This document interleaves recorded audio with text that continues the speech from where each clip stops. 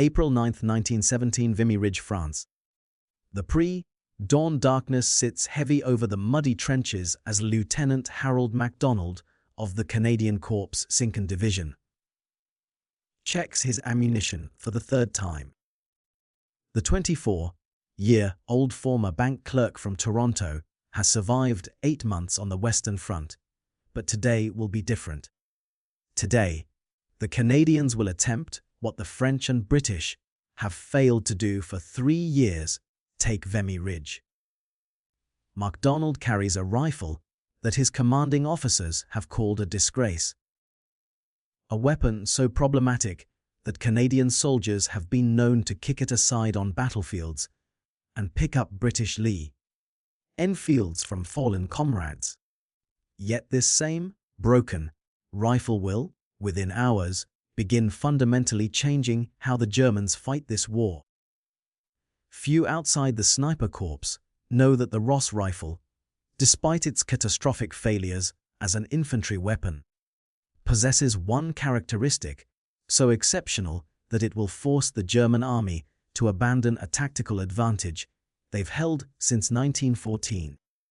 The weapon in MacDonald's hands weighs 10 pounds, measures 55 inches in length, and fires the standard British .303 caliber ammunition. Its straight pull bolt action allows for rapid fire. Its 30-inch barrel provides exceptional accuracy at long range. On paper, Sir Charles Ross designed a masterpiece when he created this rifle in 1903 at his factory in Quebec City. The Canadian government, eager to establish domestic arms production independent of British factories, had embraced the Ross with patriotic fervour. By 1917, over 400,000 had been manufactured and issued to Canadian troops. But paper specifications mean nothing in the mud of Flanders.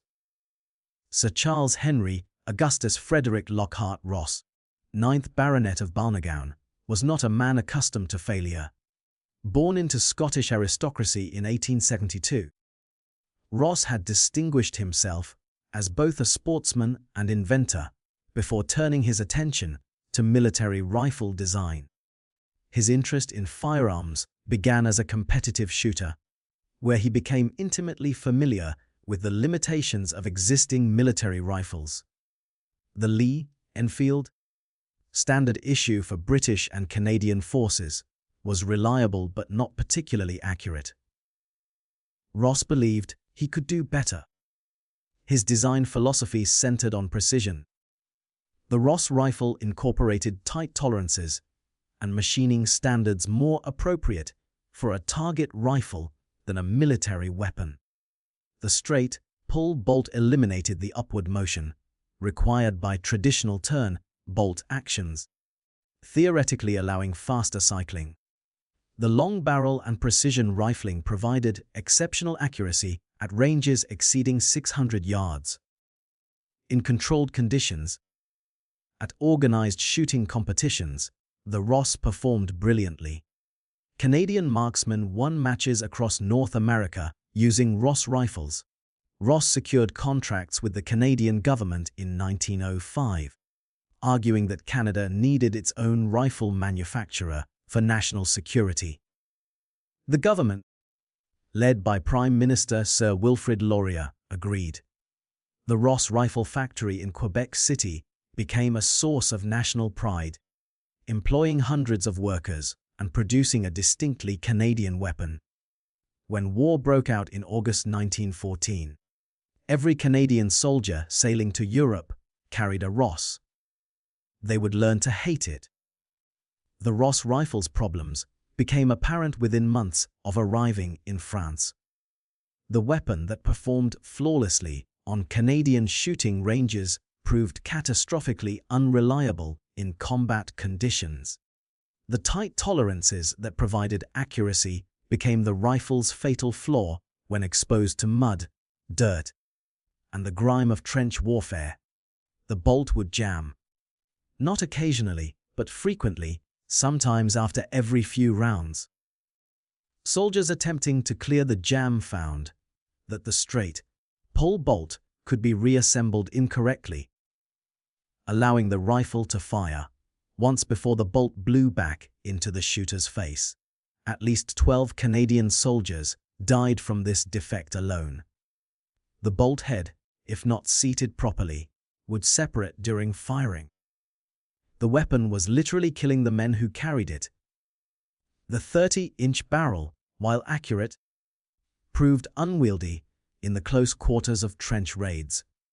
The rifle weighed more than the Lee infield, exhausting soldiers already burdened with 60 pounds of equipment. The magazine system jammed when damaged, which happened frequently in combat.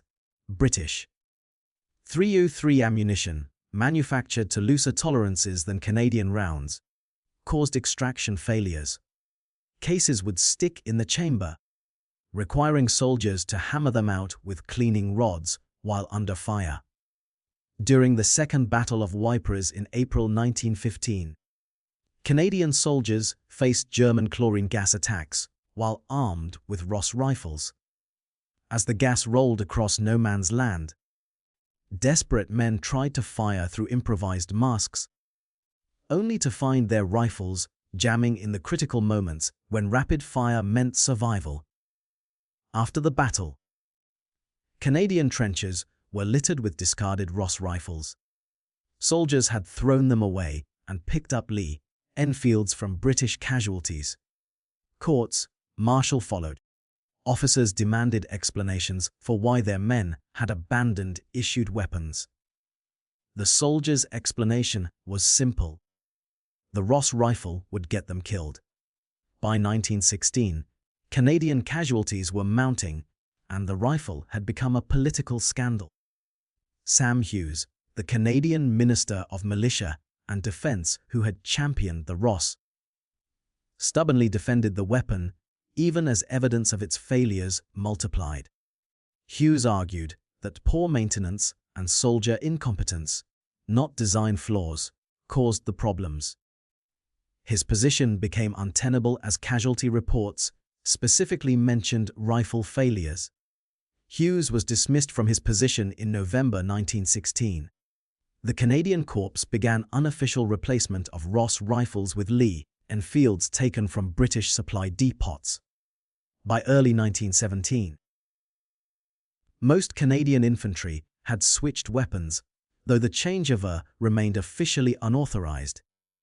The Ross had failed as an infantry weapon.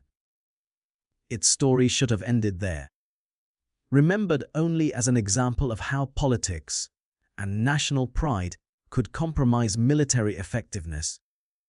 But in the hands of Canada's snipers, the Ross rifle became something else entirely. Sergeant Francis Pegamagabau of the 1st Battalion, Canadian Expeditionary Force, understood something that infantry officers did not. The Ross rifle's flaws were irrelevant for his purposes. Pegamagabau, an Ojibwe soldier from the Wasauksing First Nation, had become one of the most effective snipers on the Western Front. By April 1917, he had over 300 confirmed kills. The rifle he used was a Ross. The same characteristics that made the Ross unsuitable for infantry combat made it exceptional for snipers.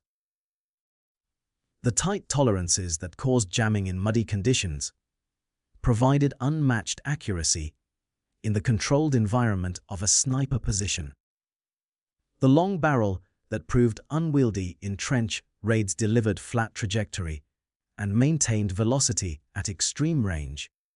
The straight pull bolt, problematic for rapid fire in chaotic conditions, allowed smooth cycling without breaking sight picture when fired deliberately from a stable position. Pegamagabo and other Canadian snipers discovered that the Ross, equipped with a Warner and Swayze telescopic sight, or later with more sophisticated scopes, could consistently hit man-sized targets at 600 yards and beyond. The British Lee Enfield, while reliable, couldn't match this accuracy. German snipers, using Mauser 98 rifles with 6x scopes, had dominated no man's land since 1914. They operated with near impunity, picking off Allied soldiers who exposed themselves for even moments. The Ross changed this equation. Canadian sniper doctrine, developed through brutal trial and error, emphasized patience, concealment, and precision. Snipers worked in pairs, a shooter and a spotter. They would occupy positions for hours, sometimes days, waiting for targets. Unlike infantry engagements, where volume of fire mattered, snipers required only reliability for single, carefully aimed shots. The Ross excelled in this role. The technical specifications tell part of the story. The Ross rifle's chamber was precisely machined to match Canadian .303 ammunition. When snipers used carefully selected rounds, checking each cartridge for defects, the rifle's accuracy approached that of custom target rifles. The 30-inch barrel provided a longer sight radius and maintained bullet stability at extended ranges. The weapon's weight, a burden for infantry, provided stability for snipers firing from prone or supported positions. But specifications don't explain the psychological impact. The barrage begins. 1,500 Allied artillery pieces open fire simultaneously on German positions along Vimy Ridge. The sound is apocalyptic, a sustained roar that makes the ground shake. Lieutenant MacDonald and 30,000 Canadian soldiers crouch in their trenches, waiting for the order to advance. Embedded among them are the snipers, including Pegamagabau, carrying Ross rifles. At 5:30 a.m., the first wave goes over the top. The artillery barrage lifts, rolling forward in a creeping pattern, designed to suppress German positions just ahead of the advancing infantry. MacDonald climbs the ladder, his issued Lee, Enfield in hand. Around him, other soldiers emerge from the trenches. The plan, meticulously prepared, calls for the infantry to advance in sections, following the artillery barrage. The snipers move differently. They advance to predetermined positions, offering clear sight lines across no man's land.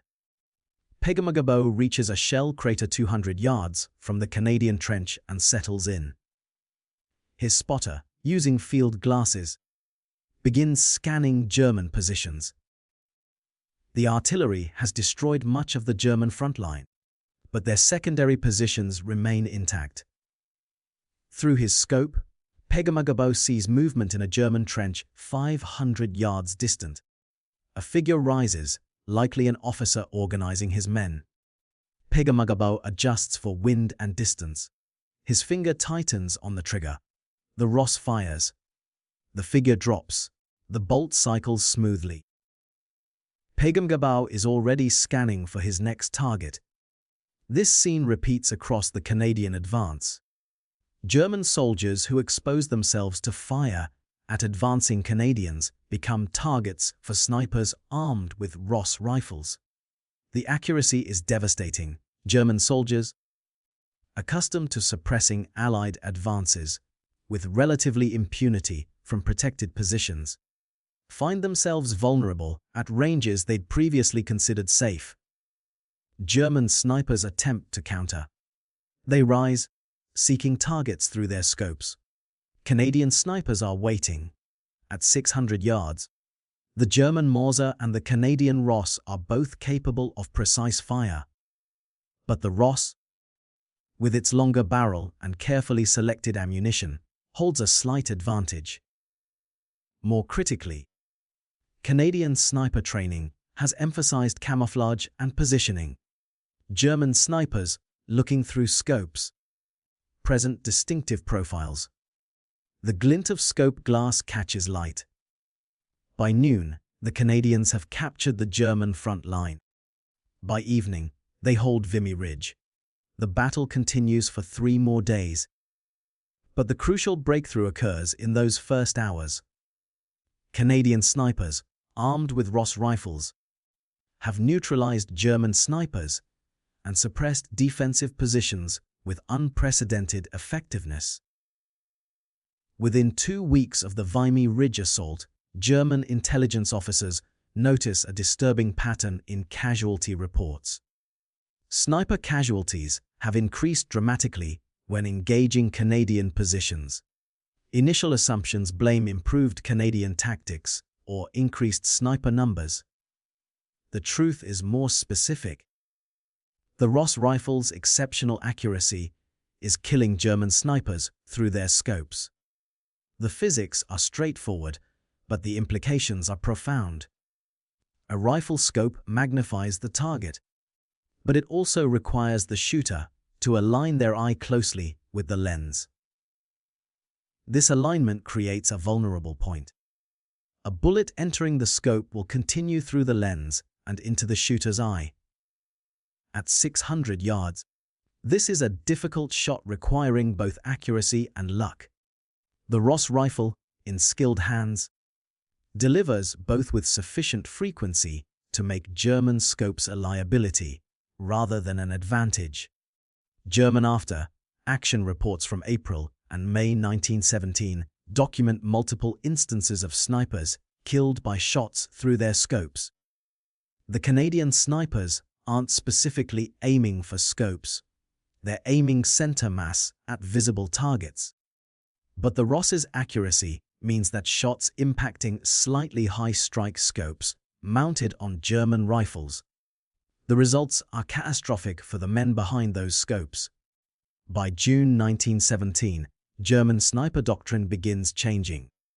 Orders circulate advising snipers to limit scope use when facing Canadian positions.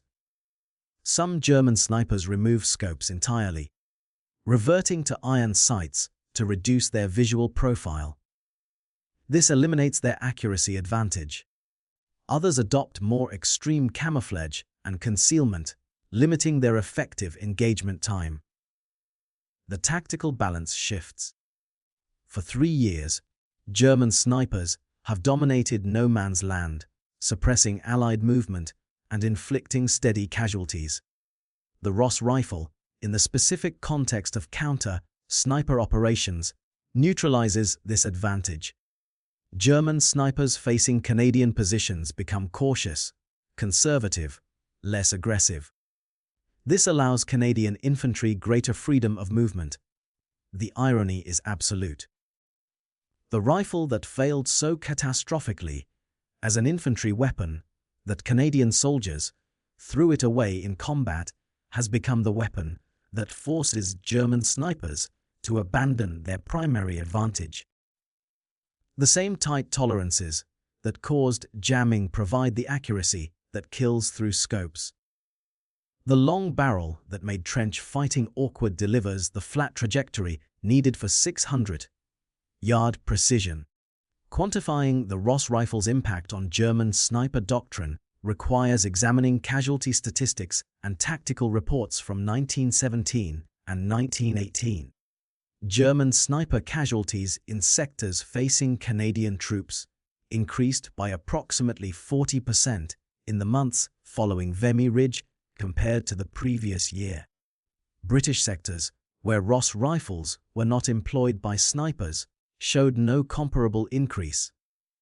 Canadian sniper effectiveness, measured by confirmed kills per sniper, averaged 30% higher than British snipers during the same period. Francis Pegmagabo alone recorded 378 confirmed kills by war's end, making him one of the most effective snipers of World War I. Other Canadian snipers using Ross rifles posted similar, though less exceptional, numbers. The tactical impact extended beyond pure casualty counts. German infantry in sectors facing Canadian positions reported increased difficulty in conducting defensive operations. Snipers, unable to operate effectively with scopes, provided less effective overwatch for their infantry. This reduced German defensive capabilities, making Canadian assaults more likely to succeed. The Ross rifle remained in Canadian sniper service until the end of the war. After 1917, no serious attempt was made to reintroduce it as an infantry weapon. but sniper schools continued using it for training and field operations. Post-war analysis by both Canadian and British military historians acknowledged that the Ross, despite its failures, had proven exceptionally effective in its specialized role. The cost-benefit analysis is complex. The Ross rifle program cost the Canadian government millions of dollars. Its failures as an infantry weapon likely contributed to Canadian casualties, though precise numbers are impossible to calculate. Soldiers forced to fight with unreliable weapons faced disadvantages that cost lives. Against this must be weighed the Ross's effectiveness in sniper roles, where its characteristics provided tactical advantages that influenced the course of battles. Today, the Ross rifle occupies an unusual place in Canadian military history. It is simultaneously remembered as a failure and celebrated as an example of unexpected effectiveness. Museums across Canada display Ross rifles with explanatory plaques noting both their infantry failures and sniper successes. Collectors prize them for their quality machining and historical significance. Modern military doctrine recognizes the lesson the Ross rifle taught. Weapon requirements differ dramatically based on intended use. What makes an excellent precision rifle may make a terrible infantry weapon, and vice versa. This understanding influences contemporary weapon procurement, where militaries often field different weapons for different roles rather than seeking a universal solution. The Ross rifle's story is taught at military academies as a case study in how tactical flexibility can salvage failed programs. The weapon that should have been a complete disaster instead found a niche where its characteristics provided critical advantages. This happened not through design intent, but through the practical problem-solving of soldiers who recognized that the Ross, while unsuitable for trench warfare, could kill with exceptional accuracy at long range. Francis Pegamagabo returned to Canada after the war, carrying with him not a Ross rifle, but the memory of how the weapon had performed in his hands. He became an advocate for Indigenous rights and served his community until his death in 1952. In his later years, he rarely spoke of the war, but when asked about the Ross rifle, his response was consistent in the right hands. Used for the right purpose, it was the finest rifle he'd ever fired. Lieutenant Harold MacDonald survived the Battle of Vimy Ridge and the war. He returned to his bank in Toronto, where he worked for 40 years. He kept a photograph on his desk, his platoon, taken the morning of April 9, 1917, before they went over the top. In the photograph, several soldiers carry Ross rifles. MacDonald would later write in his memoirs that he was glad he'd carried a Lee Enfield that day. But he was equally glad that the snipers covering his advance carried the Ross. The German snipers, who abandoned their scopes in 1917, never fully returned to using them in sectors where Canadian snipers operated. The doctrine shift, prompted by casualties from Ross rifle fire, persisted through the final year of the war. In the specific mathematics of sniper combat, where every advantage matters and where being marginally more accurate at 600 yards determines who lives and who dies, the Ross rifle created an advantage that the Germans could not counter without sacrificing their own effectiveness. This is the paradox that defines the Rosser. It was too precise for the chaos of infantry combat, where reliability under the worst conditions determines survival. But that same precision made it deadly in the calculated environment of sniper warfare. The rifle that Canadian infantry abandoned on battlefields became the rifle that changed how their enemies fought. In the specific hell of the Western Front, where technological advantage measured in inches determined victory or death, the broken rifle proved unbreakable in the hands of those who understood its purpose. Every modern military sniper rifle incorporates lessons learned from weapons like the Ross precision manufacturing. Long barrels for accuracy and design characteristics optimized for deliberate, aimed fire rather than rapid combat cycling. The rifles carried by current Canadian Armed Forces snipers bear no mechanical similarity to the Ross, but they embody the same principally. Some weapons are tools of precision, not volume, and in the right hands, used for the right purpose, precision changes battles.